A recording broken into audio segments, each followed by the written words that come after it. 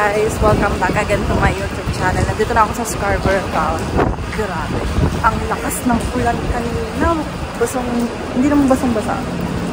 Basta, basa tayo. Pakita ko sa inyo. Si Marvin nandito na rin, galing siya sa kabilang bahay. Asa ng aking hubby. Ayun. Tara, napasok. Nakala ko naman nakapasok ka na dyan. Wala pa naman dalang payong. Nung umalis ka ba kanina, maulan, bebe? Kanina umalis ka sa bahay, sa atin? Dito lang sa dun sa Warden. Oo nga, basa nga ako kanina, tatakbo lang ako eh. Last day guys. Lumalakas na yung ulan. Hindi namin madadala yung balikbayan box namin kasi umuulan eh, magko-commute lang kami. Babalikan na lang namin sa susunod na araw. Si Marvin ay galing dun sa kabila, nagligpit-ligpit. O, kaka-out ko lang naman sa trabaho. Yan, nakita na rin kami eh. Doon na kami kakain sa kabila, kukunin lang namin yung ibang gamit. Yung lamesa, yun ang bibit-bitin natin, bebe. Yun, bit-bitin namin yung lamesa. Para, yun, ibubuka-buka na lang namin kapag kakain na kami. Kasi wala kaming lamesa dun eh. Pero medyo malaki siya eh. Okay lang yun, basta nagagamit eh. Lumalakas yung ulan, bebe. Sa atin. O, basa na tayo. Basa na yung aking Medyo malapit na tayo, guys. Lamig. Ito yung bag ko, basa na rin. Wala akong bit-bit na payong. Hindi ko naman alam na uulan. At sa Marvin, hindi rin na uulan. Tumutulo na. Basa, basa. Lamig. Ayan guys, ayan na lang yung mga natitira. Tapos yung lamesa, baka ito pala, puro bag na lang to. Ito pa, namin to yung sabitan. Yung lamesa, baka hindi namin mabibit. Ang bigat pala nun. Hindi pa pala dito. Saka magic sarap. Lagay natin dyan. Saka may planggana pa kami doon. Tapos ito. Ayan na lang guys, ang mga bibit-bitin. Ito, jacket ko to. Ito, iwan namin to. Bigay to nung landlord namin sa amin. Hindi na doon nila ginagamit. Wala din yung lilipat ditong upuan. Iwan na lang din namin. Magwawalis pa ako dito. Ay, kakain si Bebe. Gugutom na. Ay, towel pa pala natin. Makamalimutan. This is it, pansit. 7 minutes. Ay, 7 minutes na. Okay, alis na kami guys. Ito, babalikan na lang namin. Yung lamesa, saka balikbayan box at yun. Ayan. Okay guys, nandito na kami. Diyos ko, ang bigat ng bit-bit ko. Tinulungan lang ko ni Marvin. Ay, Rika. Ay, Diyos ko, day. Ang bigat. Nahilo ko. Ang bigat. Mukhang magaan lang yan guys. Pero ang bibigat ng mga laman. Ito yung pangligo namin. Yun yung galing pa sa rep. Nahilo ko doon. Hintayin namin tong bus. Okay, we're here na guys. Super, pa pala tayo. Oh my God, ang kalat. Ang dami pa natin aayusin. Napapagod na ako kasi nagbuhat-buhat pa kami. Tapos ito, oh wow, luminis-linis na. Ayusin pa yan, hindi pa as in malinis. Ayan. Oh my God, magpahinga muna. Guys, nandito na uli kami sa Warden Station. Ingay ah. Hindi malamig ngayon. Sapatos lang ako. Hindi ako winter boots. Grabe, ang sarap sa pakiramdam. Wala akong bit-bit na mabigat. Ang bigat ng bit-bit namin kanina ni Marvin. Treat muna ni Marvin ako. Huwag kang magbabayad. Treat niya ako. Kakain muna kami doon sa Gusto na rin namin yung spring roll. Yung kinain na namin nila Tita Regina. Malapit lang kasi yun dito. Doon lang siya sa tapat nung 5 guys dati namin pinagtrabahuan ni Marvin. Spring roll. Upo kaya muna ako. Malinis naman ata eh. Tapos pupunta kami doon sa ngayon ba yung grocery? Al Premium. Malapit lang kasi sa amin. Tapos naalala ko may nag-comment sa amin nun. Malapit lang daw sa Warden yun. Ay sakto nakita namin yung Al Premium kahapon. Kasi sabi ko kay Marvin balikan namin. Check namin yung presyo kung mura din. Ano ba yun? Asian din ba yun? Check natin mamaya. Kung Asian din yun.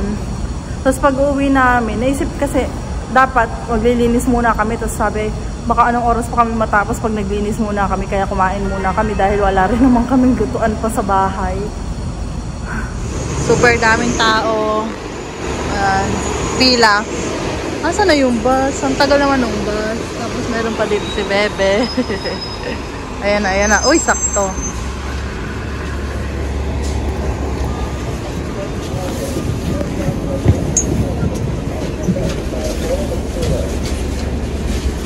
Naiwan na si Bebe. Okay, labas na tayo guys. Excuse me. Oop. Ay, walang daan. Sara. Dapat doon na tayo bumaba. Ay, naka Bebe. Malapit na dito yung al premium dito, no? Doon, no? Oo nga, doon nga. Dito yung dati naming work, guys. Ay, nako. Kung nakita mo nyo, guys, di yan. Oh, walang anuhan dyan. Walang, ano yung tigilan ng, ano yun? Tigilan. Ano yung tawag doon? Yung cover. Oo, walang shed di yan. Nung nag-snowstorm, mula doon sa Five Guys, papunta dito, tinatakbo namin. Sobrang taas na ng, ano? Sobrang taas na ng snow. Tapos, hindi na ako makahinga. Naiyak na ako nun eh, kasi alas 2 na. Alas 2 na nakaalis diyan kasi naghihintay kami ng bus doon. Sa may malapit sa Five Guys. Tuturo ko sa inyo yung ano doon, bus stop na hinihintayan namin. Eh, walang dumadaan dito. Kasi sobrang taas ng snow dyan. Dito, na ano yung snow dyan. Parang inano nila, yung parang sinavel na nila kaya na ano. Kaya wala, then dun sa kabila. Ah, bang out. Pero bawal yan, boy. Oo nga, bawal yan eh. Hindi, pwede atak. Ay, bawal na, bawal. Bawal, dangerous oh. Ayaw nga, akala ko sa loob sila. Ay, nako, dapat dyan tayo bumaba. So ito guys, yung hinihintay, dyan ako naghihintay ng bus. So sa yun yung vibe guys. O tayo, hindi naman tayo nagsasabay eh. Magkaiba naman tayo schedule. Ay, isang beses ho. Isang beses kami nagkasabay ng ano. Pero mas ay, sabay yung oras natin no. Ay, nakastop. Ay, hindi pala. Ah, dito na. Yung ano, yung parang may beef. Yung binili, in-order natin ni Ate Noel. Yung may beef na masabaw. Yun na lang. Palamig mo na lang. O yung, bumili ka ng may noodles na sabaw. Tahingi ako. Ayun na guys, dito na tayo sa Spring Fresh Rolls. Ayan guys, nagsusulat na si Marvin ng order namin. Bali, kunin namin yung noodles na may beef. Tapos yung sa akin ay yung beef na may chicken. Bali, dalawa. Kesa beef parehas. Kasi laging dalawa yung piraso yung ulam. Ano, Bebe? Table na ba? Table na ba? Ayan. Gutom na ako. Wow. Thank you. Sarap. Dami guys oh. Alin dyan yung pork chicken? O chicken tatapos. Okay.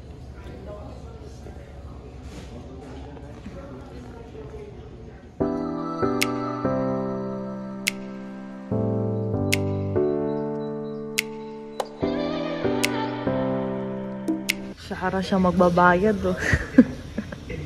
Magbabayad si Bebe, dami ng pera niyan eh. Wala nang iipuning ano eh, tuition eh. Tabi-tabi na lang yung pera, ipunin na lang pong bayad ng utang. Okay, let's go na. Dito na yung bus, papuntang Warden. Lumalamig na ah. Okay guys, nandito na tayo sa bahay. Ito yung aming shoe rack. Dito nakalagay sa may labas. Yusin nga natin. Yan.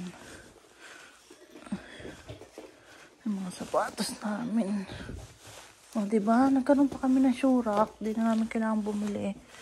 Ito yung lagay ng rice cooker namin. O, diba? Sa may pinto. Ala, Diyos ko. Nakakatakot. Ang kalat. Ito, ayusin pa namin ito. Ito yung mga pangluto-luto.